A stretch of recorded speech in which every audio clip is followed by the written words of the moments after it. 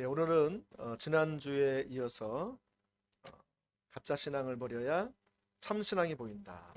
세 번째 시간을 갖겠습니다.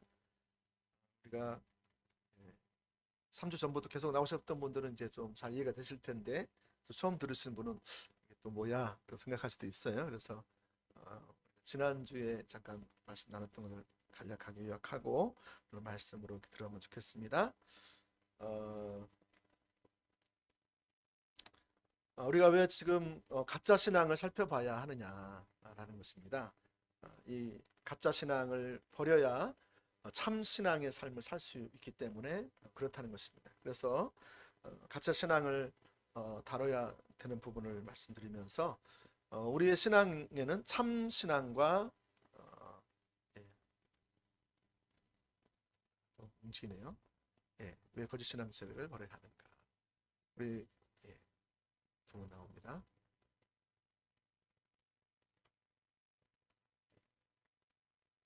자, 신앙에는 참 신앙과 거짓 신앙이 있습니다. 네, 오늘 함께 읽은 본문 말씀에도 이렇게 동일하게 언급하고 있는데요.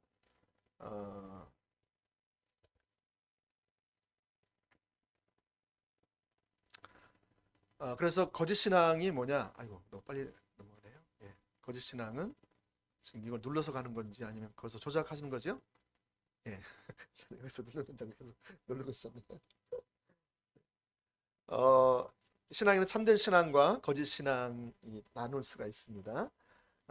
그래서 우리가 참된 신앙을 살펴보는데 참된 신앙이 뭐냐 넘겨주세요. 참된 거짓 신앙, 참된 신앙부터 먼저 보겠습니다. 참된 신앙은 우리가 배웠던 하나님과의 친밀한 교제를 나누고 또 하나님과 동행하는 하나님 행하심을 보고 온 삶을 동참하는 신앙의 본질의 삶이 참된 신앙이다. 성경에서 강조하고 있는 바고요.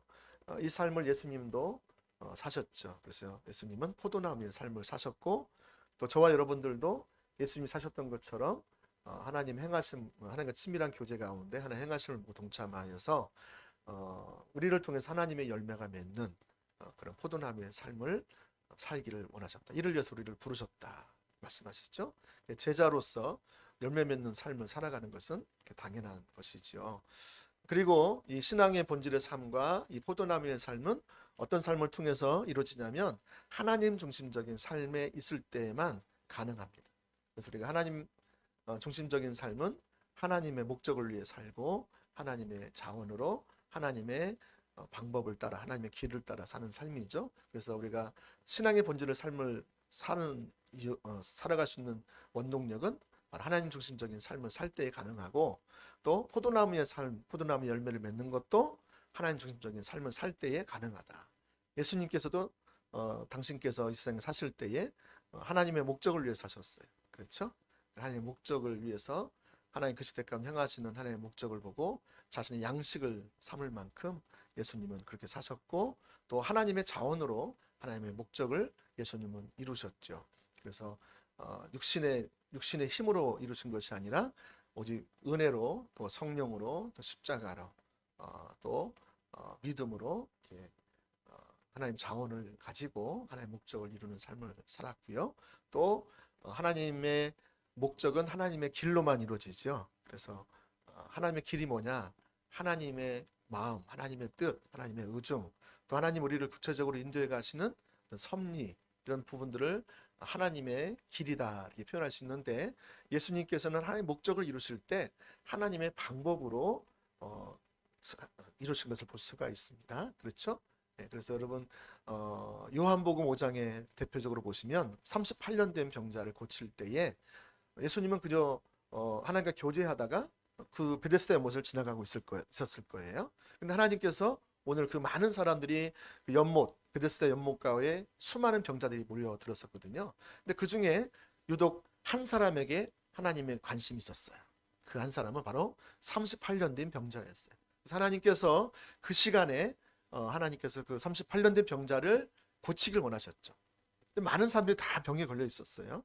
그래서 지금 근데 그 중에 그 한 사람을 하나님 선택해서 고치길 원하셨죠. 이것을 예수님께서 성령님을 통해서 음성을 듣고 깨닫고 알고, 그리고 거기에 어떻게 했어요? 주님이 가시던 길에서 멈춰서서 하나님이 하고 있는, 행하시고 있는 그 일에 자신의 삶을 드렸어요. 그렇죠? 그래서 그 38년 된 병자를 고치셨어요. 일어나라, 걸어라. 그랬죠? 근데 그게 자기의 방법이 아니었어요. 누구의 방법이었어요? 하나님의 방법을 따라서 했어요. 그래서 그냥 일어나 걸어라 하면 좋은데, 자리를 들고 일어나 걸어라 이렇게 말씀한 거예요. 여러분, 그래서 자리를 들지 말라고 했으면 큰 문제가 없었을 거예요. 물론 안식일에 병 고치는 것도 문제가 있겠지만, 근데 안식일 날 이 자리를 든다는 것은, 이게 이 38년 된 병자가 앉았던 그 자리, 거적대기겠죠. 이 거적대기를 가지고 들고 일어나서 걸으라, 이게 한 것은 일에 해당되는 거예요. 그러니까 유대인들의 안식일법에 의하면 안식일을 어긴 거가 된 거죠. 예수님이 유대인들의 안식일법을 어겼어요. 그러니까 이제 유대인들이 막 그냥 달려들어 가지고 예수님을 막 이제, 누가 이렇게 시켰냐, 누가 네가 하나님의 온자가 맞냐 막 해가지고 그런 거죠. 그때 예수님께서 하신 말씀은, 나는 스스로 아무것도 할 수 없다. 예수님께서 하나님이신데, 하나님의 아들이신데 그분은 스스로 아무것도 할 수 없다라고 말씀하셨어요. 그리고 나는 뭐예요? 아버지 행하심을 본다. 그리고 행하신 그것만 내가 보고 순종한다. 그러니까 예수님은 철저하게 사역을 감당할 때에도 자기가 임의대로 하나님을 위해서, 하나님 뜻을 위해서 자기 방법으로 행하지 않았어요. 철저하게 하나님의 목적을 보았고, 그 목적을 이룰 때에도 하나님의 인도를 따라서, 하나님의 방법을 따라서 그렇게 행하셨던 것이죠. 사실 예수님께서 38년 된 병자를 고치면서 자리를 들고 일어나게 하신 것은 뭐 하기 위함이었어요? 그 사람을 고치는 게 1차적인 목적이었고, 그래서 하나님의 영광을 드러내는 게 1차적인 목적이었죠. 두 번째는 뭐였어요?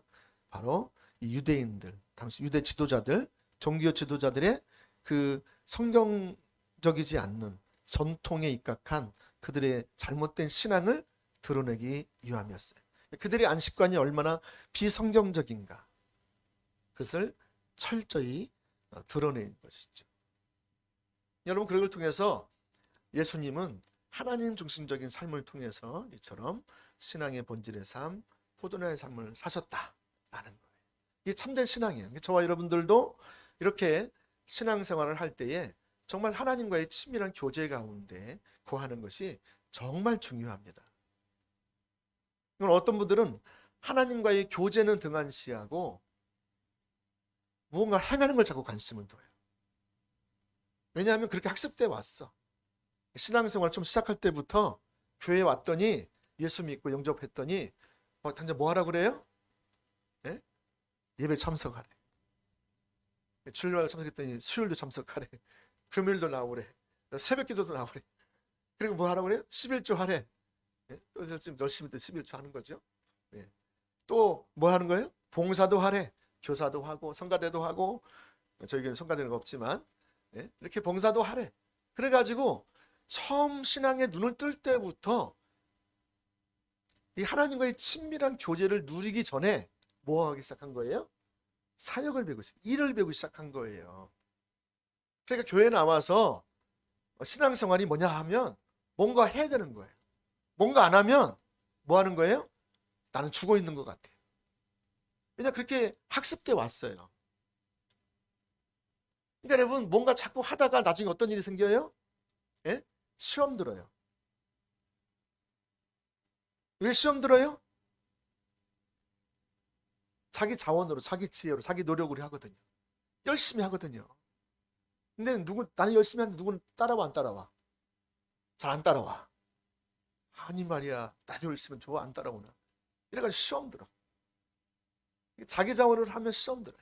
그리고 나중에는 이제 뭐 하냐면, 아이고 그래 뭐 자기 나름대로 하는 거겠지 하면서 이제 열정도 식어져. 열정도 상처받고 눌리고, 그러니까 나중에 열정도 식어지는 거예요. 그래서 나중에 신앙생활이 이제 껍데기만 남은 거예요. 그래, 해야지. 내가 누구니까 해야지. 시간 됐으니까 해야지. 오늘 주일날 됐으니까 교회 가야지. 수요일날 예배드리러 가야지. 공부하러 가야지. 하긴 해. 근데 마음에 자원하는 마음이었어요.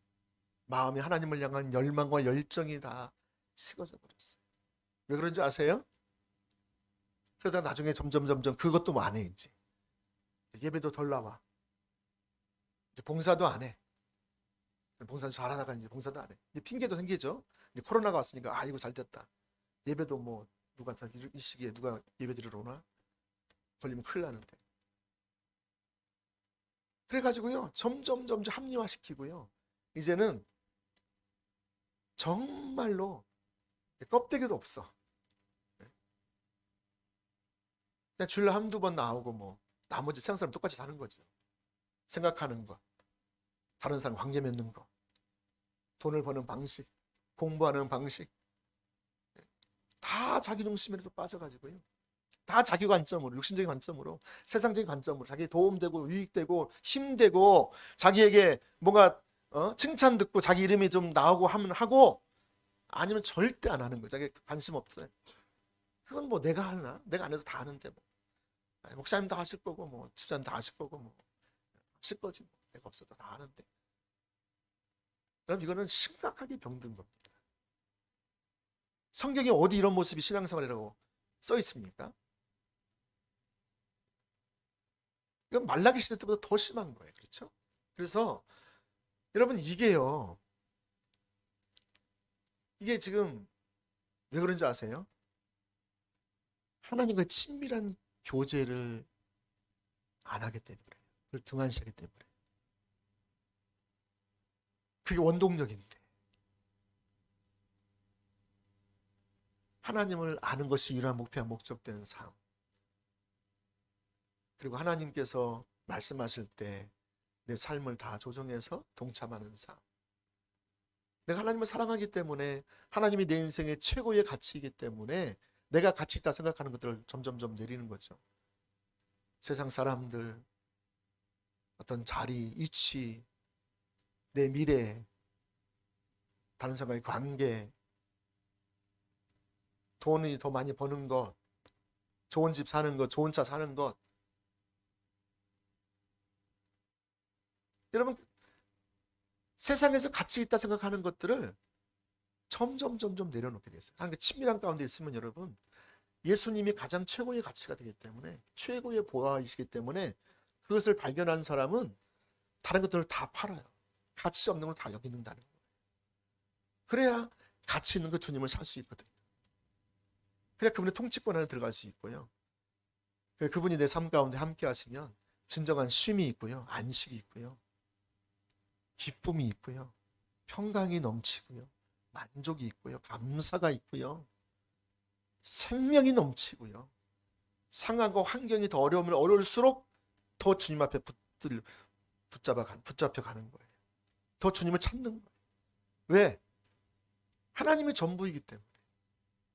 하나님 내게 최고의 가치이기 때문에 다른 걸 다 잃어버려도 내가 주님을 안 잊어버리겠다는 거예요. 그래서 여러분, 이처럼 우리가 하나님과 친밀한 교제를 잃어버리면 다 잃어버립니다. 이게 전부예요. 신앙의 본질은 이처럼 하나님 중심적인 삶을 통해서만 이루어진다는 것이죠. 이게 참된 신앙입니다. 그럼 가짜 신앙은 뭘까? 자, 다시 앞으로 넘겨주세요. 자, 가짜 신앙은 첫 번째 뭐예요? 거짓 신앙은 가짜 신앙이다. 모조품이다. 형식은 진짜 신앙과 똑같아요. 겉으로 볼 때는 진짜 신앙 같아. 야, 저 사람 같이 신앙생활하면 정말 우리나라 아무런 문제가 없을 것 같아. 정말 선진국 될 것 같아. 정말 하나님 나라가 임할 것 같아. 근데 문제는요, 겉모양은 그렇다는 거예요. 속은 완전히 썩어 있는 거죠. 완전히 썩어 있는 거예요.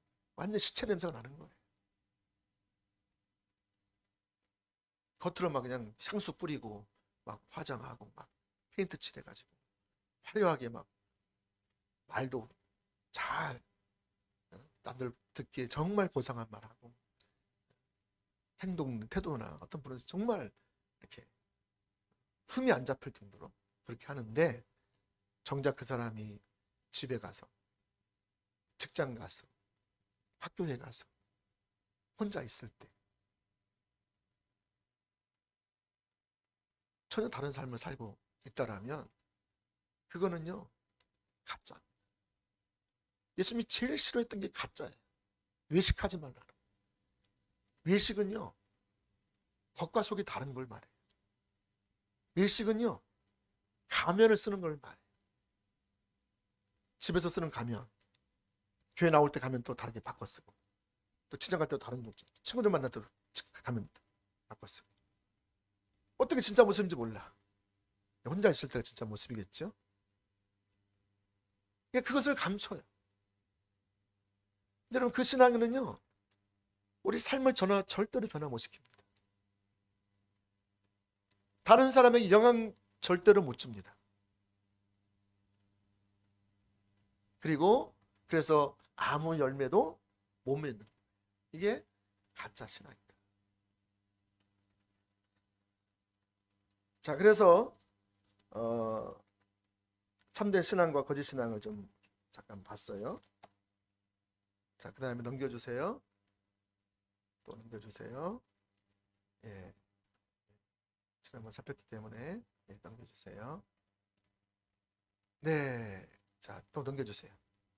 살펴봤습니다. 거짓 신앙 책에는 언제 나오는가? 하나님 마음에 떠났을 때 나온다. 그죠? 여기는 안 변했는데? 예, 그렇죠? 자, 이 가짜 신앙은 언제 시작되냐면 하나님을 마음에서 떠났을 때 시작된다. 여러분이 하나님을 최고의 가치로 온 마음을 다해서 하나님을 알기를, 하나님을 사랑하기를, 거기에 여러분이 있을 때에 하나님이 여러분 가운데 임재하시고, 하나님 통치하시고, 하나님 다스리시고, 하나님 앞서가시고, 그렇게 함께 하세요. 생명에 함께 하세요. 근데 여러분이 하나님을 떠날 때 언제 떠나냐면 마음에서 떠나는 거죠. 그래서 우리의 마음이 전심으로 주님을 향해 가던 것이 99%, 95%, 80%, 75%, 50%, 30%, 10%. 배터리가 방전이 쭉쭉쭉 해서 10% 남은 것처럼 이렇게 처음에는요 그냥 이렇게 아주 작은 마음의 미세한 변동에서부터 떠난다는 거예요. 그래서 여러분 우리는 무엇보다 마음을 지켜야 돼요. 우리는 마음이 지금 내가 어디에 있는가를 늘 살펴야 돼요. 이걸 어디서 볼 수 있냐면 여러분이 예배를 드리는 태도를 보면 알아요. 여러분이 예배를 드리는 태도가, 자세가 어떤가를 보면 안다. 여러분 사무엘상에 보면 엘리 제사장이 있죠. 두 아들도 제사장이잖아요. 그 아이들이 엘리가 타락하고 제사장도 타락하죠. 영적 분별력이 가려지죠. 정말 탁월한 영적 지도자였는데 하나님을 떠나니까, 마음에서부터 하나님을 떠나니까 영적 분별력이 가려져요. 자식들도 어떻게 돼요? 예배를 드리는, 하나님께 드려야 할 제사를 중간에 가로채기 하는 거예요. 삶아서 하나님께 올려드려서 그걸 받으시고, 그다음 그걸 나중에 제사장과 나눠서 먹는 그렇게 되거든요. 근데 이제 처음에 그렇게 했을 거예요. 점점 영적 분별력이 가려지니까, 마음의 사람이 떠나니까, 처음에는 하나님이 최고의 가치였는데, 처음에 하나님만을 사랑하기를 갈망했는데 점점 그 마음이 식어지니까 어떻게 됐어요? 이제 하나님께 드려서 가야 할 그거 생고기를 가져가서 딱 삶으려고 할 때 생고기를 갈고로 탁 취하는 거예요. 이걸 하나님께 드려야 되는데 제사장들이 만류하는 거예요. 그 삶는 사람들이 이거 안 됩니다. 이거 하나님께 삶아서 먼저 드리고 나눠 당연히 갈 건데 좀 기다리세요라고 했는데, 아니야, 이거 생고기 가져가야 돼. 생고기를 좋아해.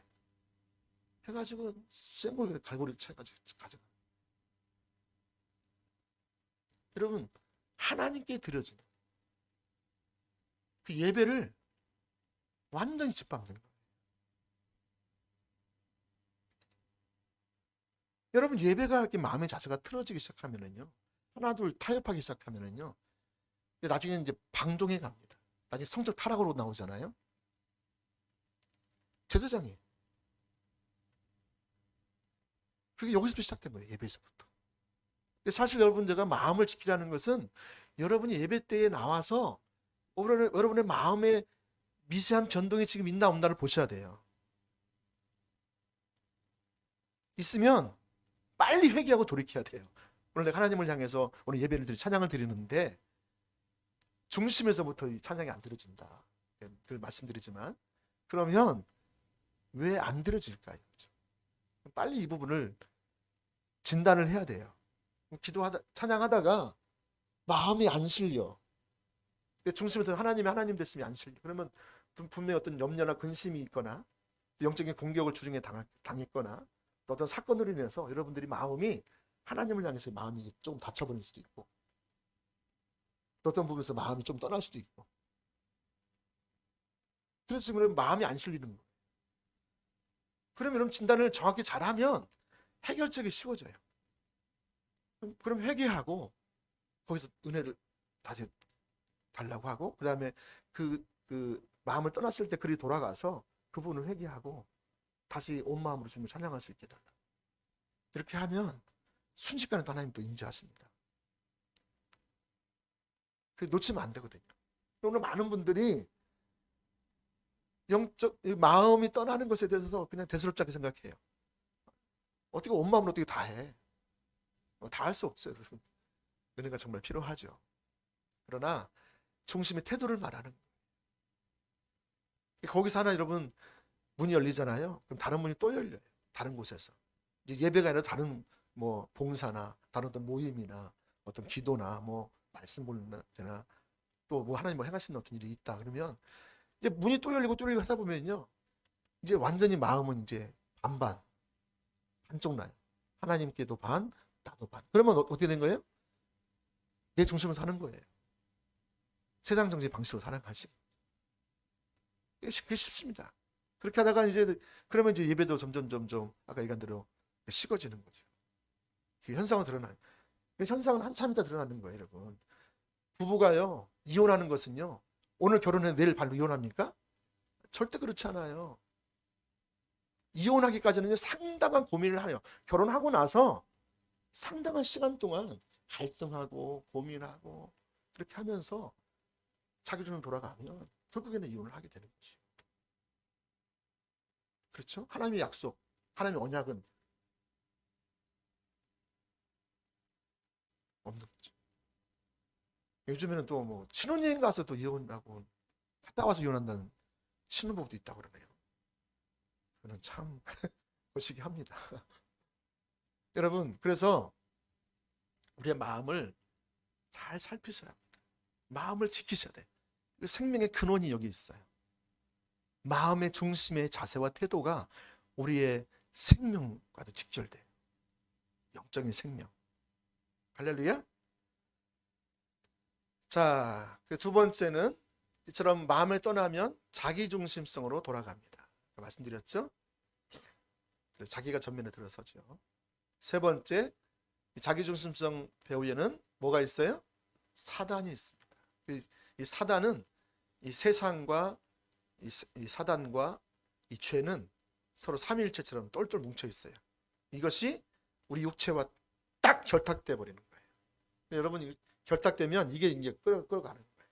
우리를 신앙생활 참된 신앙생활을 하지 못하도록 이게 끌어가요. 억압하고 어떤 일을 벌이고 우리 신앙이 자꾸 떨어지도록 만들어요. 하나님의 초점을 두지 못하게 만드는. 조금만 내가 저기에 가려고 하면 은혜 받고 막 뭔가 하려고 하면 바로 태클이 들어와요. 그거요. 분별력 있으면 그걸 쳐내는데 분별력이 없으면 거기에 또 훅 갑니다. 그냥 은혜를 3일 동안 쭉 받았다가 그냥 하루 그냥 뭔 사건을 통해서 다시 전을 돌아가 버리는 그거요. 사단이 가만두지 않는 거예요. 배우려는 사단이 있어요.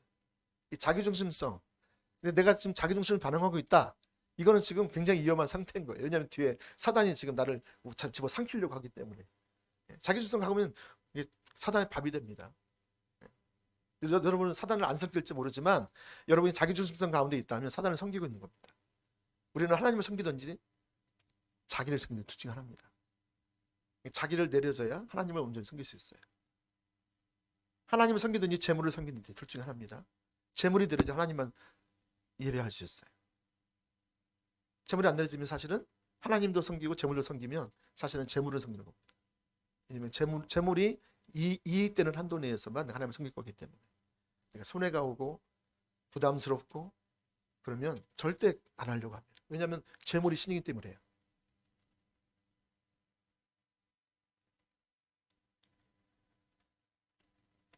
자, 이제 본론으로 들어가겠습니다. 예습을 했습니다. 예습. 우리 옆 사람 우리 축복하면 인사하면 좋겠습니다. 예습 잘하셨죠?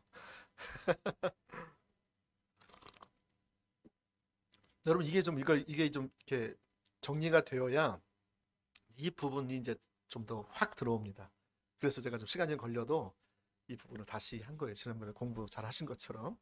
자, 오늘 함께 읽은 본문 말씀에는 이 참된 그 선지자와 거짓 선지자가 등장합니다. 다시 본문을 좀 올려주시면 좋겠고. 자, 그래서 여기에 보시면 참된 선지자와 거짓 선지자를 대비해서 예수님께서 말씀하세요. 자, 그들을 분별할 수 있는 참된 선지자와 거짓 선지자를 분별할 수 있는 비결이 뭐죠? 네? 오늘 말씀해 보니까 참된 선지자와 거짓 선지자들을 분별할 수 있는 그것이 나와요. 그게 뭐죠? 예, 열매다. 아주 오늘 말씀을 깊이 잘 읽으셨네요. 자, 그래서 15절에 보면 거짓 선지자들을 삼가라. 양의 옷을 입고 너희에게 나아오나 속에는 노략질하는 일이라. 그들의 열매로 그들을 알지니. 그러니까 열매가 거짓 선지자의 열매를 맺으면 이거는 가짜라는 거예요. 열매가 참된 선지자의 열매를 맺으면 이게 진짜라는 거예요. 자, 그래서 가시나무에서 포도나무 또는 엉겅퀴에서 무화과를 따겠느냐? 딸 수 없다는 거죠. 17절 이와 같이 좋은 나무마다 아름다운 열매를 맺는다. 그렇죠? 좋은 나무마다. 배나무에서는 뭐가 열려요? 배가 열리죠. 예? 복숭아 맛있잖아요. 복숭아 나무에는 뭐가 열려요? 복숭아가 열리게 됐어요. 복숭아에 여러분 당근 열리는 거 봤어요? 예? 그건 이상한 나무죠. 그건 이상한 나무예요. 그렇죠? 자, 그런 것처럼 좋은 나무에서는 아름다운 열매를 맺는다라는 것이죠. 자, 그 다음에 못된 나무가 나쁜 열매를 맺는다. 만약에 내가 들포도를 맺힌다. 그것은 못된 나무가 된 거예요. 여러분 이사야서 5장에도 보면 그렇게 나오잖아요. 하나님께서 내가 이스라엘 백성들을 극상품 포도나무로 심었는데 들포도를 맺히면 어찌미뇨. 한탄하시죠. 그들은 왜 그렇게 했어요? 그 말씀을 쭉 읽어다 보니까 그들은 하나님의 행하심에 주의를 하지 않았다. 그리고 자기 나름대로 독주를 사랑하고 세상에서 세상에서 잘 되는 거, 더 넓히는 거, 여기에만 관심을 계속 가졌다는 거예요. 하나님이 그들을 통해서 극상품 포도나무인 그들을 심어서 그 열매를 맺기를 원하셨거든요. 극상품 포도나무 열매를. 근데 들포도를 맺히면 어찌 아무 쓸데없는 거죠. 상품 가치가 없는 거죠. 버리는 거죠. 그런 것처럼 오늘 18절 말씀도 보니까 좋은 나무가 나쁜 열매를 맺을 수 없고 못된 나무가 아름다운 열매를 맺을 수 없느니라. 19절 아름다운 열매를 맺지 아니하는 나무마다 찍혀 불에 던져지느니라. 심판을 말씀하시죠. 아름다운 열매를 맺지, 우리 아름다운 열매로 우리 부르심 받았다면 하나님의 생명이 우리 가운데 넘치고 풍성한 삶을 살기를 위해서 우리 부르심 받았다면 우리가 포도나무 열매를 맺는 것처럼 포도나무의 삶으로 부르심 받았다면 그 열매 맺는 삶으로 우리 가는 것이 정상적이라는 거예요. 그렇죠? 근데 그렇지 않고 오히려 세상 안 믿는 사람들보다 더 나쁜 열매를 맺고 있다라면 그거는 찍혀서 불에 던져진다. 자, 그래서 이 거짓 선지자의 특징은 열매로 알 수 있는데 그 열매가 뭐냐면 21절로 또 가보시면 그 열매가 나와요.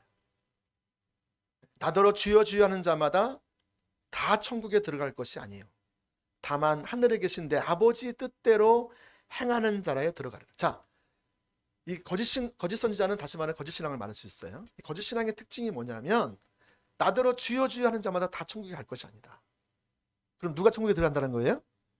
다 아버지의 뜻대로, 다시 말해 하나님의 아버지 뜻을 아는 사람이겠죠. 먼저 알아야 뜻대로 살겠죠. 아버지 뜻대로 행하는 자라야 행하는 거예요. 뜻을 알고 행하는 자가 뭐예요? 예, 참된 신앙이다 라는, 참된 신앙. 그러니까 여러분, 우리가 여기 십자가 복음을 보면 공부를 해왔지만 가장 뭘 구해요? 하나님의 뜻을 구해요. 근데 여러분, 일반 교회에서 하나님의 뜻을 구하면 신앙생활하는 사람들이 많지 않습니다. 하나님 뜻대로 되어지기 원하지, 입으로는 이렇게 얘기해요. 근데 실제로 그러기 위해서 하나님을 찾는, 하나님 뜻을 알기 위해서 찾는 사람은 매우 적어요. 바리새인들도 속은 게 뭐냐면 성경을 너무 잘 알았어요. 그들은 하나님 뜻을 누구보다 잘한다고 생각했어요. 근데 실제로 그들은 매일매일 삶 속에서 어떤 결정을 내릴 때 하나님 뜻대로 결정하지 않았어요. 이게 문제예요. 그렇죠? 이게 지금 가짜 신앙이 될 수 있는 그 경향성이 짙다라는 거예요. 자, 그래서 가짜 신앙은 아버지의 뜻을 구하지 않고 아버지의 뜻을 따라 살지 않는 것을 말하는 것을 볼 수가 있습니다. 그들은 주의 이름으로 아무리 귀신을 쫓아내고 하나님 아버지를 주여 주라고 말하고 선지자 노릇하고 많은 권능을 행할지 모르지만 하나님의 뜻을 알아 하나님의 뜻대로 살지 않는다는 거예요. 그럼 누구 뜻대로 살아가는 거예요? 하나님 뜻대로 안 살면 누구 뜻대로 사는 거예요? 자기 뜻대로. 주의 이름으로 하나님을 아버지라고 하고, 예? 귀신을 쫓아내고 선지자 노릇하고 병을 고치고 놀라운 일을 행한다니까요. 근데 정작 매일매일 삶을 사는 어떤 결정할 때 있어서 누구의 유익을 따라서 결정한다고요? 자기의, 하나님의 유익이 아니에요. 하나님의 나라를 생각해서 하는 게 아니라 자기 나라를, 자기 왕국을 더 세우기 위해서 결정하는 거예요.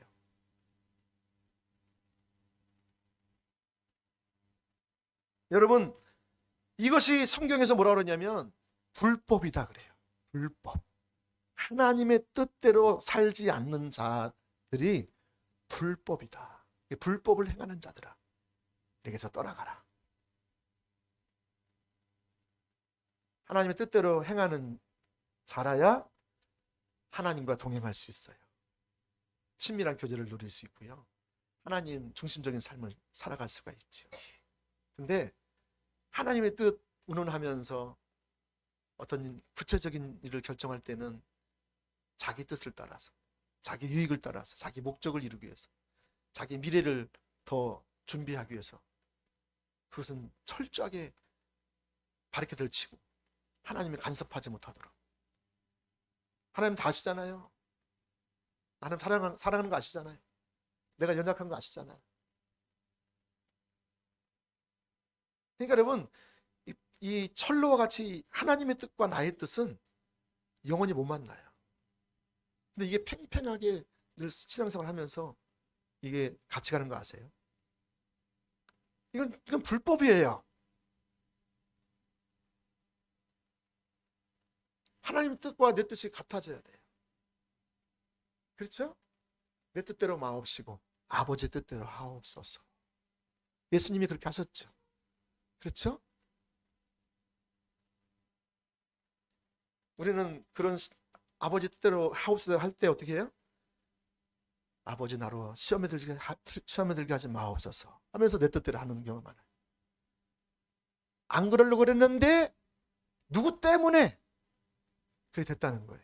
그래서 여러분, 사실 누구 때문이 아니에요. 자기 때문이에요. 그리고 같이 하는 거는요, 자기 때문에. 자기가 그 집안에 제사장을 세웠는데 하나님 뜻대로 행하기를 원하는데 누구 때문에 하지 못하는 것은요, 자기도 지금 거기 동참하는 거예요. 우리가 여러분 양보해야 될 게 있고요, 양보하면 안 될 게 있어요. 양보하면 둘 다 죽어요. 그거 양보하면 둘 다 죽어요. 가정이 죽어요. 교회가 죽어요. 하나님의 뜻을 포기하면 죽는 걸 선택한다니까요. 그래서 여러분 여기 말씀 앞에 보면 13절, 14절에 보면 좁은 문으로 들어가라. 멸망으로 인도하는 문은 크고 그 길이 넓어 그리로 들어가는 자가 많다. 그러나 생명으로 인도하는 문은 좁고 길이 협착하여 찾는 자가 적다. 아버지 뜻대로 행하는 길은요, 굉장히 길이 좁고 불편하고 힘들고 어렵고 인내해야 되고, 내가 애매한 고통도 당해야 되고, 내가 오해도 받아야 되고, 핍박도 받아야 되고, 그걸 감안하지 않고 신앙생활을 하겠다고 하시는 분들은 넓은 길을 찾는 거예요. 하나님도 좋고 나도 좋고, 사실은 나를 좋게 하는 겁니다. 하나님을 기쁘게 하면서 나도 기쁘게 하는 것, 사실은 나를 기쁘게 하는 겁니다. 여러분 그 속지 마세요. 이거는요, 노력하는 일이에요. 절대로 속지 마세요. 사단이 와서요, 우리를 강탈하고 빼앗고 죽이는 데 목적이 있는 거예요. 우리를 속여서. 아이고 괜찮아, 한 번뿐이잖아. 그 한 번이 여러분 앞으로 100번을 더 가게 만듭니다. 근데 자기에서 끝나는 게 아니라 자녀들까지 갑니다. 그게 잘못되면. 근데 한 번 내가 안 하리라 하면요, 천대까지 하나님의 복과 생명이 넘칩니다.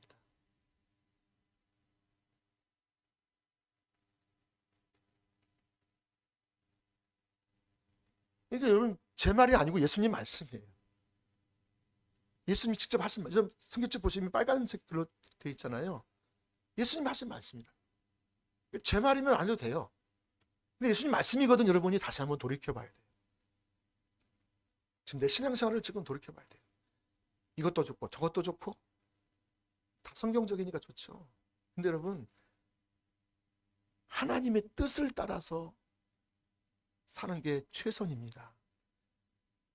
A도 B도 다 성경적이에요. 죄 아니에요. 근데 우리는 죄를 안 질 뿐만이 아니라 하나님의 뜻을 따라 살아야 돼요. 할렐루야? 이게 너무 중요해요. 그러니까 정작 하나님 뜻을 모르면 그 가정이 어떻게 되겠어요? 한 사람이라도 알아서, 만약에 여러분 엘리 제사장 가정에 하나님의 뜻을 알았다면, 처음에는 그들이 영적 분별력이 뛰었다니까, 그 가정이요. 엘리가 한나가 애 낳는데도요 큰 일조를 하잖아요. 애 없을 때. 예? 영적 분별력이 뛰어났었어요. 그 얼굴 딱 보면 영적 상태를 다 읽어냈었어요. 근데 그가요, 영적 분별력이 가리기 시작하니까 하는 뜻이 뭔지를 몰라요. 알긴 알아도 이제 어떻게 하는 거예요? 자식을 너무 사랑하다 보니까 그리 말하라 하고 거기 같이 동조하는 거예요. 하나님 보실 때는요, 너희가 이렇게 나와요. 아니 너희 자식들이 그렇게 했어 이렇게 말한 게 아니라 너희가 이렇게 말씀하세요. 네. 맞다고 또 핸드폰에서 너희가 그래. 너희가.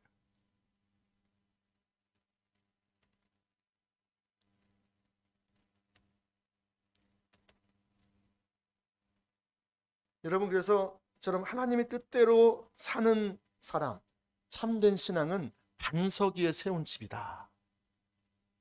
그래서 창수가 나고 바람이 불고, 네? 뭐 해도 어떻게 한다는 거예요? 그 집에 부딪혀 와도 무너지지 아니하는데 이는 주추를 반석 위에 놓은 까닭이다. 반석 위에 지은 집은요, 하나님의 뜻대로 행하는 집이고요. 이게 참된 신앙. 여기에 하나님이 함께 하세요. 하나님 보호가 함께 하시고요. 하나님의 생명이 넘치고요. 하나님의 능력과 하나님의 권세와 권위와 함께 하세요. 할렐루야. 네. 이게 참된 신앙인 것을 알 수가 있습니다. 거짓 신앙은 아까 말씀드린 대로 7장 15절에 마태복음, 거짓 선지자들을 삼가라. 양의 옷을 입고 너희에게 나오나 속에는 노략질하는 일이니라.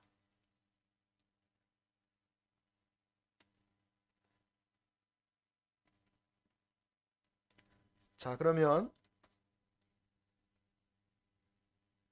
이 성경에서 말하는 이 거짓 신앙이 뭐냐 보겠어요. 자, 거짓 신앙 열매를 보면 안다 그랬는데 우리 거짓 신앙이 뭔가를 좀 알아야 되겠잖아요. 그렇죠? 그래서 거짓 신앙의 열매를 또 우리가 볼 수도 있죠. 자, 성경에서 말하는 거짓 신앙은 시대가 변해도 거짓 신앙이 있는 것을 볼 수가 있어요. 특별히 구약의 두 시대와 신약의 한 시대를 좀 돌아보겠습니다. 먼저 말라기 시대를 먼저 보겠습니다. 말라기 시대를 보시면 거기 가운데 거짓 신앙이 있었던 것을 볼 수가 있습니다. 여러분 잘 아시는 말씀인데 우리 한번 말라기서 1장 6절부터 9절까지 말씀을 한번 보겠습니다. 한 분 좀 읽어주시겠습니까? 말라기서 1장 6절에서 9절까지 말씀입니다.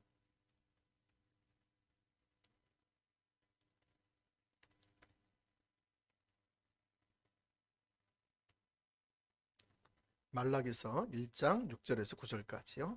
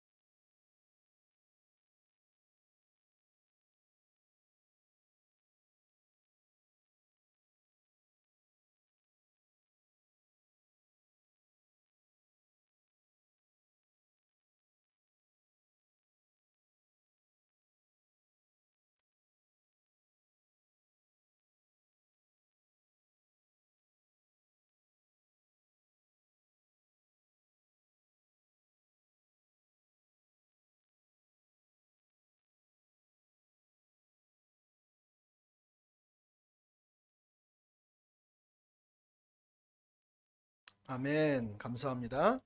여러분 말라기 시대 때에 이스라엘 백성들은 자기들의 신앙생활을 어떻게 생각했을까요?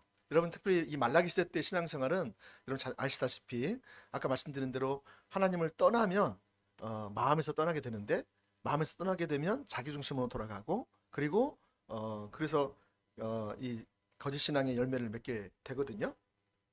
자, 그런데 이 말라기 시대 때는 우리 신앙생활에서 좀 거의 끝자락이에요. 끝자락인데 끝자락에 있는 사람들이 어떻게 자기들의 신앙을 표현했냐면 이렇게 표현했다는 거죠. 뭐라고 표현했어요? 오늘 하나님께서 6절의 말씀 보니까 내 이름을 멸시했다 이렇게 표현하고 있죠. 그리고 나를 공경하지 않는다. 아들은 그 아버지를 종은 그 주인을 공경하는데 내가 아버지일지는 너희가 나를 공경하지 않는다 라고 말하고 있죠. 그리고 나를 두려워하지도 않는다. 내가 너희 인생의 주인인데 나를 주인 취급을 하지 않는다는 거예요. 그렇죠? 그래서 그렇게 주님 말씀하시는 거죠. 여러분 지금 이 말라기 시대 때의 이스라엘 백성들은 자기들은 하나님을 어떻게 하고 있다? 하나님을 사랑하고 있다. 하나님을 존중히 여기고 있다. 예? 또 하나님 앞에 자기의 최선을 다해서 신앙생활을 하고 있다고 생각한 거예요. 근데 정작 하나님은 내 이름을 멸시하고 있다. 그 다음에 나를 공경하지 않고 있다. 나를 두려워하지도 않고 있다. 자, 그래서 하나님 뭐라고 말씀하세요? 예.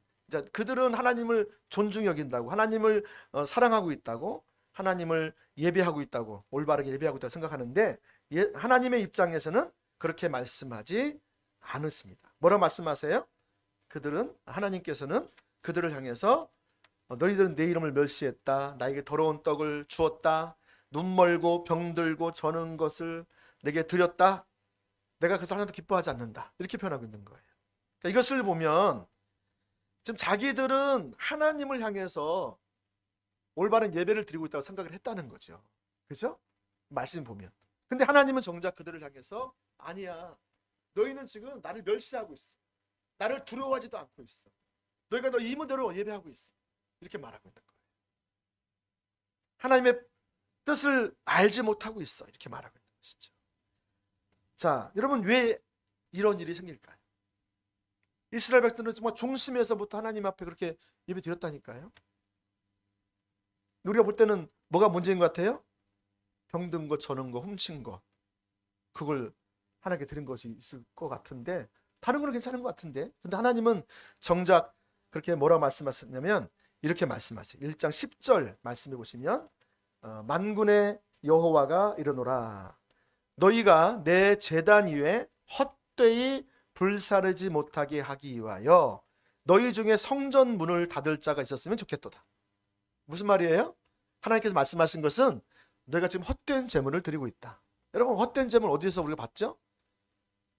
이사야서 1장에 보시면 그 화려한, 일단 살펴보겠지만 예배 가운데 그들은 헛된 제물을 내게 가져오지 말라 그랬잖아요. 여기도 보니까 말라기 시대 때도 내 제단 위에 헛되이 불사르지 말라, 똑같이 말씀하세요. 그래서 내가 너희가 와서 맞섰고 예배하려고 하는데 너희가 좀 오지 않게 문을 좀 닫았으면 좋겠다라고 말하는 거죠. 자, 그러면서 내가 너희를 기뻐하지 아니하고 손으로 드리는 너희의 예배를 내가 받지도 않겠다라고 말씀하는 것입니다. 여러분, 이처럼 말라기 시대 때는 뭐가 있었다? 거짓 신앙이 있었다. 왜냐하면 거짓 신앙이 뭐예요? 이스라엘 백성들의 신앙에 대한 이해와 하나님이 말씀하시는 신앙에 대한 이해가 달랐다, 똑같았다? 달랐다라는 거예요. 그렇죠? 하나님이 예배에 대한 하나님의 뜻과 그들이 말하는 예배의 뜻이 달랐다는 거예요. 이렇게 만나지 못했다는 거예요. 아까 만나지 못한 두 레일처럼, 기찻길처럼 못 만났다는 거죠. 자, 말라기 시대 때를 지나서 이제 그나마 우리가 신앙생활 잘하고 있는 이사야 시대 때를 보겠습니다. 이사야 시대 때는 말라기 시대 때에 비하면 아주 훌륭한 예배를 드렸어요. 왜냐하면 말라기 시대 때는 하나님께 드려야 할 것들을 자기가 다 취해버리고, 좋은 것은 자기가 다 취해버리고 이제 쓸데없는 거, 쓸모없는 것을 이렇게 드린 거죠. 예? 제가 전에 말씀드렸잖아요. 제가 언젠가 자꾸 제 아내가 저를 통해서 뭐라고 하냐면, 여보 11조를 먼저 해라 그러더라고요. 그래서 내가 뭔 얘기야, 내가 11조 내가 안 했어? 근데 나중에 가만히 보니까 뭐 하라고 했는 거, 제가 일단 수입이 들어오잖아요. 사례를 받으면 뭐 해요? 급한 거 먼저 막 제출하는 거예요. 그리고 11조는 뭐 안 하는 게 아니야. 하기는. 근데 제가 그걸 모르잖아요. 근데 하나님이 제안을 통해서 말씀하시는 거예요. 하나님은 하나님의 것에 대한 질투가 있는 거예요. 네? 제가 그때부터요, 자세를 완전히 다르게 했잖아요. 여러분, 하나님은 우리의 물질 생활을 하나도 안 보시는 것 같죠? 정확히 보십니다. 때로는 여러분 가운데 전에 말씀드렸지만 왜 가정의 물질이 자꾸 새냐, 해도 자꾸 새냐, 분명히 문제가 있어요. 여러분이 문제가 없으면 자녀들이 11조 해도 안 할 때도 있어요. 그걸 점검해 보셔야 돼요. 저희는 그걸 하나님 말씀하시더라고요. 그래서 안 할 때 이게 하나님 와야 되는데 안 들어오더라고요. 근데 그 부분을 말씀하셔서 제가 회개하고 설득을 해서 얘기를 했어요. 그랬더니 했는데 어떻게 된지 아세요? 거짓말처럼 그게 회복된 거 아세요? 그러니까 하나님이 함께 하시면요, 반드시 그 물질적으로도 함께 하시는 분이 있어요. 근데 문제가 있으면 그건 여러분 물어야 돼요. 살펴봐야 돼요.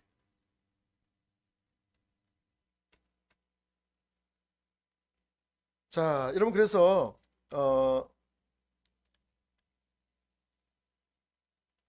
이처럼 말라기 시대 때는 이 이사야 시대 때에 비하면 굉장히 타락한 예배를 드리고 있었죠. 그렇죠? 배터리로 표현한다면 10% 정도밖에 남자, 빨간색 막 불 들어오는, 방전되기 전에 10% 되면 막 안 꽂으면 막 불안한 상태 되잖아요. 막 빨간 불 들어오고 핸드폰에. 그런 것처럼 이 말라기 시대 때는 지금 거의 끝까지 간 거예요. 근데 이들은 자기 여전히 하나님 사랑하고 있다는 거죠. 근데 여러분 여기에 비하면 이스라엘 시대 때의 그 이스라엘 백성들은 안식일은 기본적으로 다 지키고요. 모든 대회와 절기를 빼놓지 않고 철저히 지켰어요. 그 절기 때마다 수많은 제물을 하나님께 드렸어요. 정기적으로 그들은 온 백성들은 금식하면서 하나님 앞에 금식하면서 기도했어요. 여러분 그래서 아주 좋은 것들만 아까 말라기 시대 때는 병든 것, 저는 것, 쓰다 남은 것들을 찌끄레기만 갖다 하나님께 드렸는데 여기 지금 이스라엘 시대 때는 굉장히 좋은 것, 최선의 것. 아마도 아까 제가 회개하고 들은 것처럼 첫 번째 것을 하나님께 첫 번째 떼서 그렇게 드렸던 것 같아요. 그러니까 그들은요 누구보다 하나님 앞에 하나님을 사랑했기 때문에 그렇다는 거예요. 만약에 여러분 하나님 안 사랑했으면 이렇게 드릴까 안 드릴까요? 안 드리죠. 아까 말라기 시대 때처럼 마음이 떠나기 시작하면 물질로 당장 나타나게 돼 있다니까요. 여러분 근데 여기서 보니까 이들은 마음이 하나님께 가 있었어요. 그죠? 자, 그런데 이렇게 그들은 정성을 다해서 화려하게 성경의 규정대로 철저히 드렸는데 하나님은 그들을 향해서 뭐라고 말씀하셨을까요? 자, 이사야서 1장 3절 4절 말씀 한번 볼게요. 이사야서 1장 3절 4절 말씀. 여러분 잘 안 보이시니까 성경책을 꺼내서 읽어주면 좋겠어요. 자, 읽어보겠습니다. 소는 그 임자를 알고 나귀는 그 주인을 알건만은 이스라엘은 뭐한다? 알지 못한다. 보세요. 우리가 하나님을 떠나면 영적 분별력이 가려져서 우리가 하나님을 알지 못해요. 하나님을 아는 지식이 가려져요. 이스라엘은 알지 못하고 나의 백성은 깨닫지 못하는도다. 그렇죠? 자, 그 다음에 4절 말씀 보니까 슬프다. 범죄한 나라여 허물진 백성이여 행악의 종자여 행위가 부패한 자식이로다. 그들이 여호와를 버리며. 자, 보세요. 우리가 하나님을 알지 못하면 뭐 한다고요? 하나님을 버린대요. 아니 여러분 하나님을 버리는 게 아까 말라기 시대 때처럼 자기는 수백만 원 수천만 원 그냥 계산도 안 하고 막 써요. 근데 하나님을 쓰라고 하면 막 벌벌벌 떨면서 만 원도 쓰기 힘들어. 근데 여러분 여기 이스라엘 시대 때는 하나님 말씀하시면 다 드린다니까요. 하나님 사랑한다고 생각했다는 거죠. 근데 하나님은 그들을 향해서 뭐라고 했다고요? 너희가 나를 버렸다. 여러분 이해가 되세요? 우리가 하나님을 알지 못하면 하나님을 버리게 돼 있어요. 특히 우리 삶에서 하나님의 말씀을 버리게 돼 있어요. 하나님의 기준을 따라 살지 않게 돼 있어요. 아이고 요즘 그렇게 사는 사람은 누가 있어? 다 그렇게 사는 거지 뭐. 융통성을 가져봐. 융통성을. 어떻게 이렇게 하면 신앙생활 어떻게 답답하게 신앙생활 해? 여러분 이들은 최소한 하나님 말씀을 따라서 성경대로 잘 들었다니까요. 자기 쓸 거 안 쓰고 최선의 살진 것으로 하나님 앞에 헌신했다고. 근데 하나님은 너희가 여호와를 버리며 이스라엘의 거룩한 일을 만홀히 여겨 멀리하고 물러갔도다. 아니 여러분 내가 언제 하나님을 버리고 하나님을 내가 멀리했어요. 내가 지금 예배드리러 오늘 왔는데 하나님 규정한 대로 내가 하나님 앞에 드릴 거 드리고 섬길 거 섬기고 왔는데 멀리하고 물러갔대요. 이거 어떻게 된 거예요? 만약에 여러분 이사야 선지자가 그들에게 너희가 하나님을 알지도 못하고 하나님을 버리고 너희가 하나님을 멀리 떠났어. 지금 예배드리고 있는 그들에게 오늘 여러분이 예배드리고 있는데 와서 그렇게 누가 와서 얘기했다고 해보세요. 네? 그럼 어떻게 생각하겠어요? 저런 미 X 아니 왜 우리한테 얘기해? 오늘 예배도 안 나오고 뭐 저기 놀러 가고 골프 치러 가고 그런 사람들 가서 얘기를 하고 아예 교회도 안 나온 사람들한테 하나님 버렸다고 해야지. 하나님을 만홀히 여긴다고 하고 하나님을 멀리하고 있다고 얘기해야지. 가서 말 돌아오라고 얘기해야지. 지금 예배를 잘 드리고 있는 제일 앞에 와서 앉아서 막 말씀을 듣고 기도하고 막 저 앞에 막 은혜 받으려고 하는 이런 사람들에게 와서 지금 이사야가 얘기한 거예요. 그러니까 여러분 이들이 얼마나 황당했을까요? 이사야 저게 미쳤구나. 드디어 미쳤구나. 그래서 결국 어떻게 했어? 나중에 이사야를 증오하다가 톱으로 켜 죽이잖아요.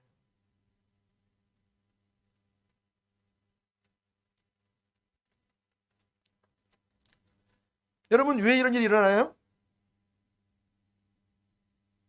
거짓 신앙이 있는 거예요.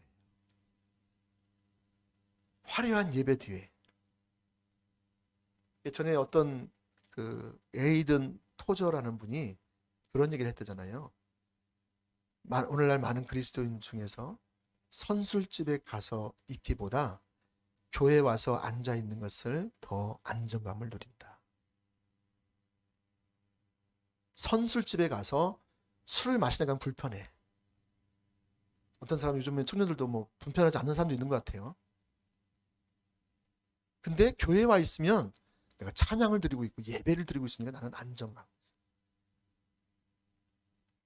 근데 그게 지금 잘못됐다는 거죠. 오늘 이사야 시대 예배가 그랬다는 거죠. 자, 그러면 이제 세 번째 시대에 넘어갑니다. 신약으로 넘어가서 예수님 시대 때는 어떠한 예배를 드렸을까? 여러분, 예수님 시대 때는 누가 나와요? 단골 메뉴? 바리새인 나오죠. 바리새인들의 예배는 어땠을까?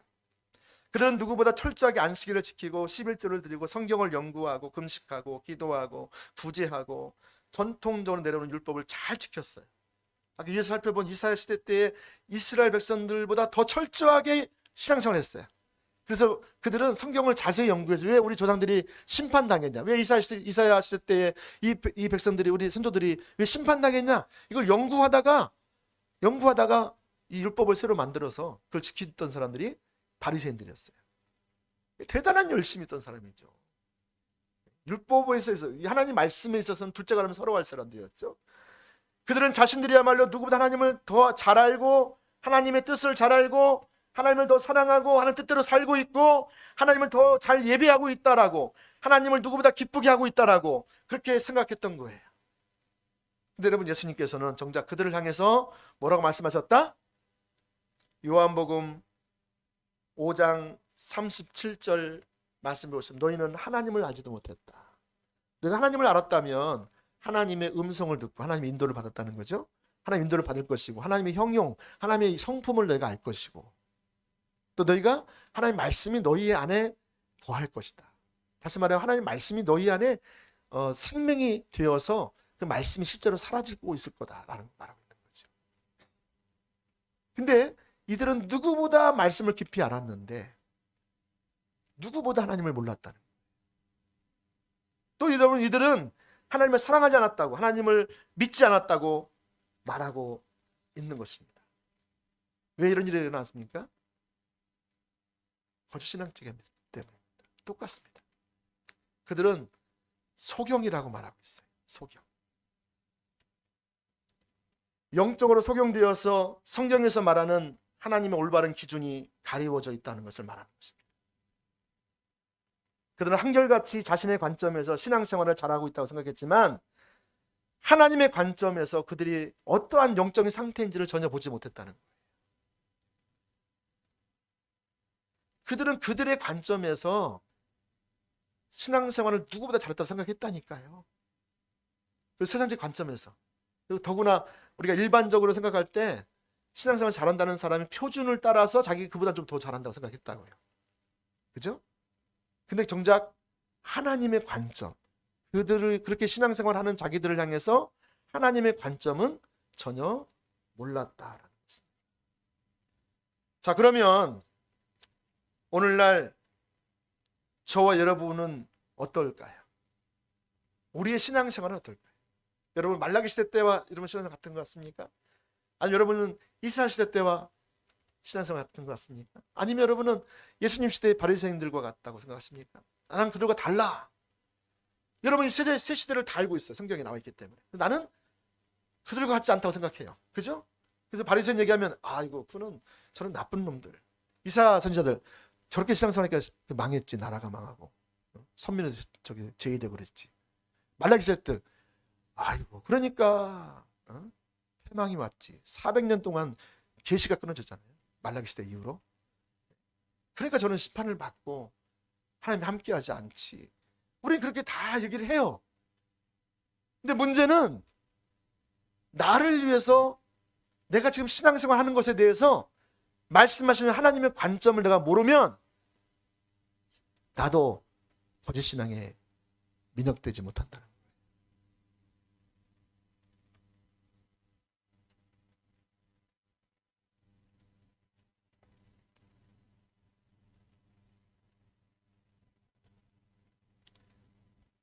만약 여러분 중에서 어떤 청년 하나가 앞으로 이제 대학교를 졸업하고 취업을 하게 되었다 생각해 보세요.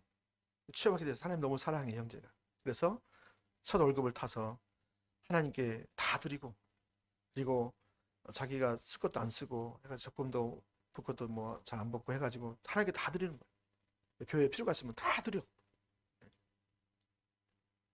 그래서 교회 재정이 어려우니까 집을 팔아가지고 부모님이 준 유산을 갖다 팔아가지고 다 교회를 위해서 드렸어.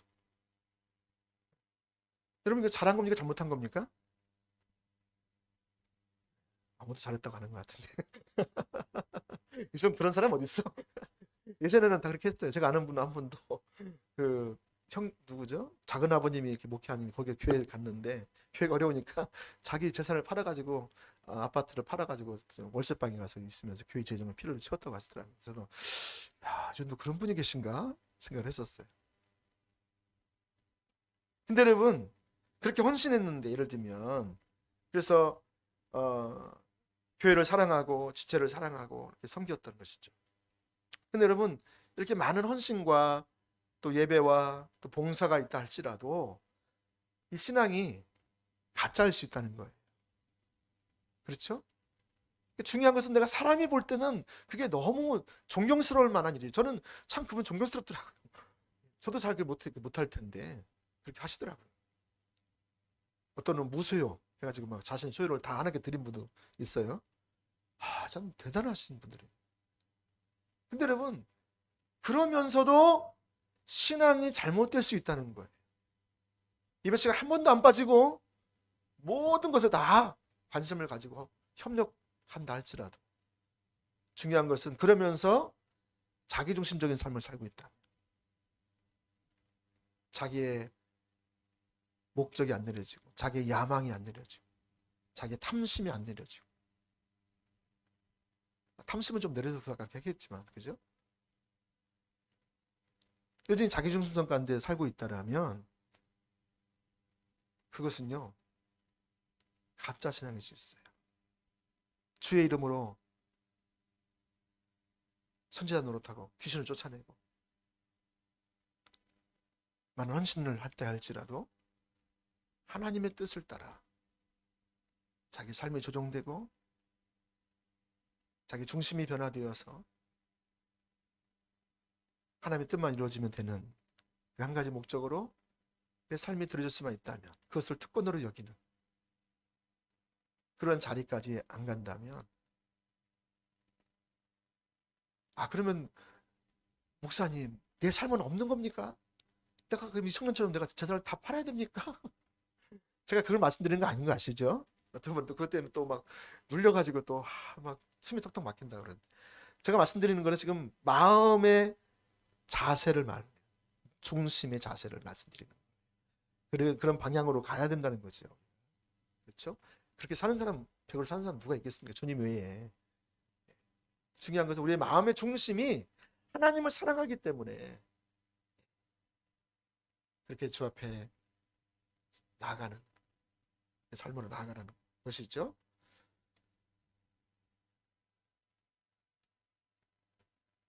자, 그러니까 여러분, 어떤 분은 막 이런 설교를 들으면 너무 막 눌리는 분이 있어요. 정말 눌리지 마세요.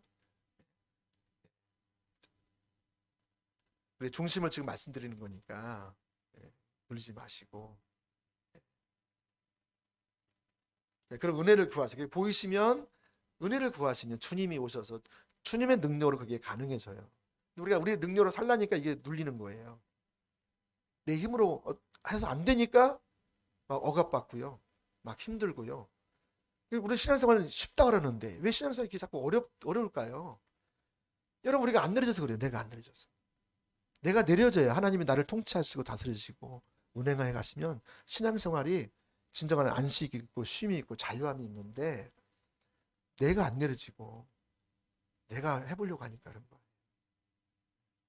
그러니까 자유가 없고 늘 막 어깨에 막 짐이 너무 많은 거예요. 신앙생활이 막 너무 막 버거운 거예요. 기쁨이 너무 없는 거예요. 이런 게 율법주의입니다. 율법주의 빠진 거. 할렐루야. 예.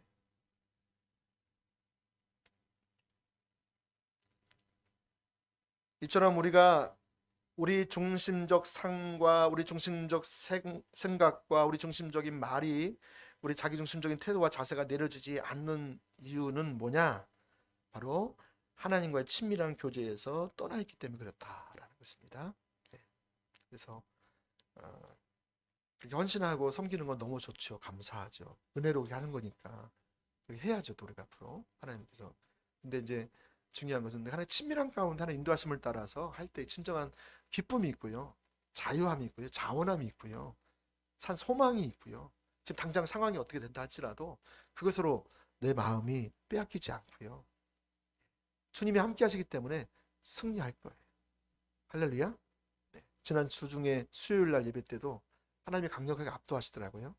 혹시 참석 안 하신 분들은 영상을 좀 보시면 좋겠다 싶은데, 압도하시면서 하시는 말씀이 뭐냐면 하나님이 저와 여러분의 영과 혼과 육을 온전케 하기를 원하시더라고요. 그분이 주도권을 주시고 그 일을 지금 하고 계신다는 거죠. 저와 여러분들을 영과 혼과 육이 온전케 되어지기를 위해서 지금 하나님이 그렇게 열정을 가지시고 일하시고 계신 거예요. 그것은 우리의 힘으로 되어지는, 우리의 노력으로 되어지는 게 아니에요. 그랬더니 주님이 오실 필요가 없었죠. 그렇죠? 주님이 전적으로 하시겠다는 거죠. 중요한 건 내가 그 앞에서 항복하면 되는 거죠. 근데 항복이 잘 안 돼요. 그렇죠? 내 생각, 내가 나를 기쁘게 하려는 것이 있고요, 내가 나를 보호하려는 게 있고요, 조금 더 불안하고 막 조금만 뭐 깨어지면요 두렵고요, 막 크게 막 찾아오고 막 그걸 못 참아내는 거예요. 좀 기다려야 돼, 기다리지 못하는 거예요. 너무 급하니까 막 뭔가 막 빨리 해야, 안 하면 큰일 날 것 같은 거예요. 그러니까 하나님께 묻기 전에 막 내가 막 해버리는 거예요. 조급하게. 그러니까 하나님이 나를 다스리고 통치하시고 운행하시고 내 삶을 앞서서 주도해 가시고 내 삶을 인도해 가시는 그 실제적인 삶을 경험하지 못해요. 내 조급함 때문에. 주님은 기다리라라고 하시죠. 그렇죠? 내 얼굴을 구해라. 나를 찾아라. 그럼 내가 정오의 햇빛같이 반드시 너에게 올 거다 말씀하시잖아요. 너희가 나를 좀 알라는 거예요. 하나님은 분명히 오신다는 거예요. 나를 아는 사람은 그 기다릴 거예요. 근데 우리 하나님을 잘 모르니까 내가 주님 기다리다가 내가 이러다 내가 죽지, 내가 숨 넘어 죽지, 그래가지고 자기가 자기 풀에 넘어가서 그냥 하다 보니까 또 하나님 생명을 또 맛보려고 하면 또 그걸 또 무너뜨리고 조금만 참으면 오는데 그걸 못 참아가지고요 우리가 많은 부분에서 쏟아져 버리는 경우가 많아요.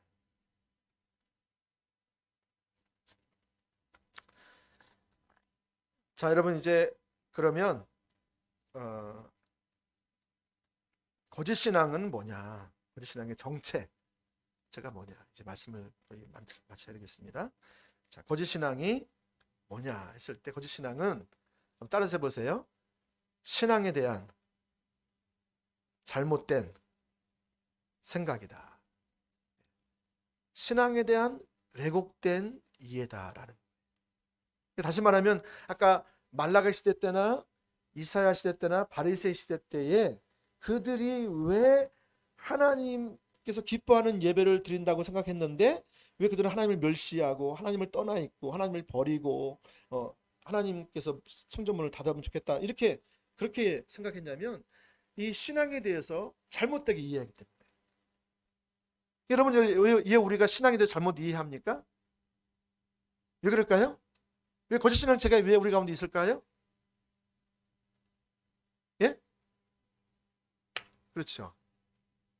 다시 말하면 마음의 문제예요.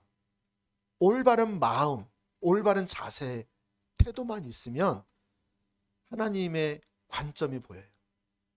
물론 헤맬 수 있을지 모르겠지만 여러분 마음 가운데 정말로 하나님을 기쁘시게 하고 하나님만 목적하고 하나님의 자원으로 살고 싶고 하나님의 길로만 살고 싶은 그런 마음의 자세와 태도를 가지고 있으면서 하나님 말씀하시면 내가 어떤 것을 희생해서라도 내가 순종하겠습니다 라는 이러한 자세, 올바른 마음의 자세, 겸손한 마음의 자세, 배우려고 하는 자세만 여러분 마음 가운데 있으면 거짓 신앙 체계가요 딱 분별되어져요. 근데 왜 분별이 안 되냐면 올바른 마음의 자세의 태도가 아니니까 하나님 말씀하셔도 그걸 내가 어떻게 살아? 다른 사람들 그렇게 못 사는데? 이렇게 타협하거나 이렇게 말씀 앞에 딴지를 걸리면은요 올바른 마음의 자세와 태도가 안 되잖아요. 그러니까 이 신앙에 대한 이해도요 삐뚤어져요. 그러니까 예배에 대한 그 하나님의 뜻도 삐뚤어지고 기도에 대한 하나님의 뜻도 삐뚤어지고 물질 관계도 그렇고 인간 관계도 그렇고 환경에 대한 관계도 그렇고 모든 삶의 전반에서 이 신앙에 대한 이해가 다 삐뚤어져요. 근데 올바른 마음의 자세와 태도가 있는 사람은요 잠깐 헤맬 수 있을지 몰라요. 근데 반드시 하나님이 영적 분별력을 들어가시더라고요. 할렐루야. 그래서 여러분 율법주의도 우리가 빠져봐야 돼요. 죄송합니다. 율법주의 또 이렇게 또 빠지라는 목사가 또 있네. 제가 말씀드린 게 뭐냐면 율법주의 빠져봐야 나중에 율법주의가 여러분한테 마음껏 중심에 좋은 마음의 자세와 태도를 가지고 정말 하나님 앞에 열심히 하려고 하는 그 마음이 있었을 때에 하나님의 뜻을 더 잘 알게 돼요. 그리고 하나님의 기준이 더 비춰져요. 그러면 그때 이렇게 전환이 일어나요. 제가 알기로는 여러분 중에도 어떤 분들은 십자가 복음 직전에는 율법주의 빠졌다가 십자가 복음을 딱 들으니까 이게 딱 보인 거예요. 그때부터 삶이 완전히 바뀌는 거죠. 가치 체계가 완전히 전복되는 거죠. 그래가지고 전에는 내가 중심이고 내가 하나님을 위해서 막 뭔가 하려고 했던 것들이 샥 내려지면서 하나님의 주권을 인정하고 하나님 오실 때까지 기다리고 하나님의 주권에 들어가서 하나님의 관점으로 하나님 보이시는 만큼만 그렇게 하니까 진정한 자유와 기쁨과 있으니까 부부 관계가 막 회복되고요. 부모와 자녀가 관계가 회복되고요. 지체들 관계도 회복되고요. 그래서 좀 또 다른 분을 섬길 수 있는 자리까지 가시는 분도 계시고. 여러분 이게요. 율법주의에 빠지라는 게 아니라 여러분 그 마틴 루터가 종교 개혁을 일으킬 때도요. 그는 완전히 거의 도덕적 색심증에 걸릴 만큼 완전 율법주의자였어요. 그러나 하나님이 너무 어미하신 분, 너무 무서운 분을 알았어요. 왜냐면 자기는 율법에 따라서 막 계속 하고 안 되니까 막 그것 때문에 막 무릎을 꿇고 자기 몸을 자기가 막 쳐가지고 피가 쩔쩔 흘러나오게 하고 무릎을 꿇고 막 계단에 올라가서 어디 이렇게 하면 좀 내 죄가 좀 상쇄될까 해서 하고 막 그렇게 하다가 믿음으로 말미암은 의를 발견하고 나서 이 복음이 능력이구나.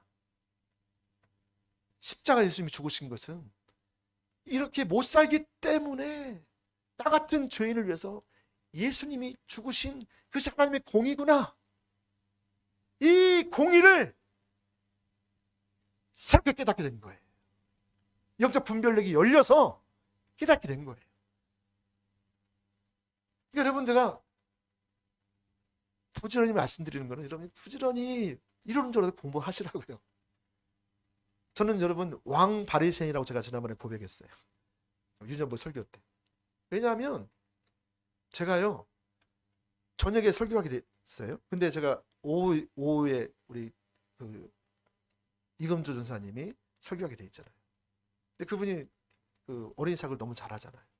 근데 제가 예배 드리는데 그냥 말씀이 너무 제가 좋은 거예요. 그래서 저도 막 은혜 받고 주여 그렇습니다 막 하고. 근데 거기에 비춰보니까 내 자신이 너무 초라하고 나는 지금 유년부 사역도 안 하고 있지. 내가 애들도 뭐 별로 잘 하는 것 같지도 않지. 그러니까 너무 힘든 거예요. 나는 못할 것 같아요.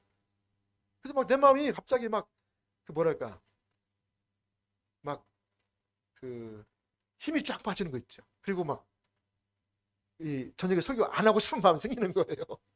제 마음에서 막 전쟁이 일어난 거예요. 전쟁이. 그러니까 너무 힘들더라고요. 근데요, 제가 이제 저녁 시간에 딱 왔어요. 예배 직전에 예배를 드렸어요. 제가 기도하면서 찬양하면서 예배 드리는데 갑자기 하나님이 성령을 통해서 깨닫게 하신 거예요. 하나님이 전능하신 분이고 그분이 왕이시고 그분이 주인이시고 그리고 그분이 이 시간에 오셔서 하실 것을 말씀해 주시는 100가지를. 깨닫게 하신 거죠. 그 순간 제가 뭐 한 줄 아세요? 아까 그 오후 시간에 가졌던 그 패배적인 마음. 나는 강사가 자기가 안 돼. 무슨 나 같은 것이. 그래서 막 너무 힘들었던 그게요. 샥 내려지면서요. 하나님이 싹 보이니까요. 그게 다 내려지더라고요. 그래서 싹 없어졌어요. 그 신기하죠? 빛을 비춰주시니까 깨닫게 하시니까 하나님이 누구신가를 보이시고 하나님 어떻게 이 시간에 하실 것이 보이니까 아 하나님의 일을 하시는 거구나. 누굴 통해서? 나를 통해서. 부족하고 연약하고 망가지고 그래서 제가 그때 제가 왕 바리새인을 제가 깨달았어요. 내가 완전히 바리새인이구나. 여러분 그때요 하나님이 정말 인도가시더라고요. 쫙 인도가시는데요. 얼마나 감사한지. 제가 사람들한테요 설교 잘하는 걸 은근히 바라고 있는 것이죠. 인기를 바라고 있고 잘 되는 거. 내가 잘못하는 거는 막 참아내지 못하는 거예요. 패배감. 그거 막 그냥 제가 또 그때 어떤 생각이 났냐면 제가 예전에 그 부산 아니 광주에서 예안교회에서 매년 초에마다 그 컨퍼런스 열렸잖아요. 그때 제가 또 한 30명 40명 같은데 데리고 애들 또 설교했네요. 똑같이 유년부 설교를. 근데 그때 아이들이 막 뭐라 하냐면 막 듣다가 막 뒤뜰 왔다 갔다 하고 막 애들이 남아있는 애들이 몇 명 없어. 20명밖에 안 없는데 그중에서도 5명밖에 안 되고 다 왔다 갔다 하는 거예요. 그러니까 제가 마음이 막 너무 힘든 거예요. 근데 그러면 앞에 앉은 애가 뭐라 하냐면 목사님 설교 그만하세요 그러더라고요. 그래서 제가 깜짝 놀라가지고 제가 마음에 느꼈잖아요. 나 정말 그만하고 싶다. 빨리 끝내고 싶다. 근데 그만하래요. 그래서 그럴까? 제가 그래가지고요. 그때도 제가 막 너무 막 그때 빨리 끝냈거든요. 끝내고 나서 제가 기도하는데 너무 힘들더라고요. 그때 하나님 회개시켰거든요. 네가 왜 네 자원으로 살려고 하냐. 하나님의 자원으로 되는 건데. 제가 그때 배웠었거든요. 그리고 내가 저거 회개하고 돌이키니까 다시 하나님 자원으로 했거든요. 근데 그 사건이 이번에 또 떠오르는 거예요. 그러니까 제가 아까 패배감도 있는데 그 과거에 또 패배했던 경험이 또 나타나는 거잖아요. 그러니까 이게 오버랩 되면서 나는 못할 거야. 이렇게 된 거예요. 그래서 정말 하나님의 은혜로 하나님 찾아오셔서 하나님 만나주시고 말씀해 주시니까 그래 이것은 하나님이 내 삶을 하나님의 은혜로 내가 나 이것까지 인도해 오셨고 하나님의 자원으로 내 삶을 인도해 가실 건데 이게 보이면서 딱 쓰니까 담대함이 온 거 있죠. 할렐루야. 거짓 신앙이에요. 율법주의는 거짓 신앙이에요. 만약 여러분 가운데 이런 패배형 가운데 있어서 내 미래가 불투명하고 내 환경이 지금 이렇고 내가 과거에 그렇기 때문에 앞으로 이럴 거야. 이거요. 속는 거예요. 절대 속지 마세요. 참된 신앙은 여러분 가운데 있으면 주님을 추구하고 주님을 바라보고 주님 앞에 머물러 있으면 주님께서 행해 가실 거예요. 아멘. 사막에서 강을 내실 거예요. 아멘. 찬양 드리겠습니다.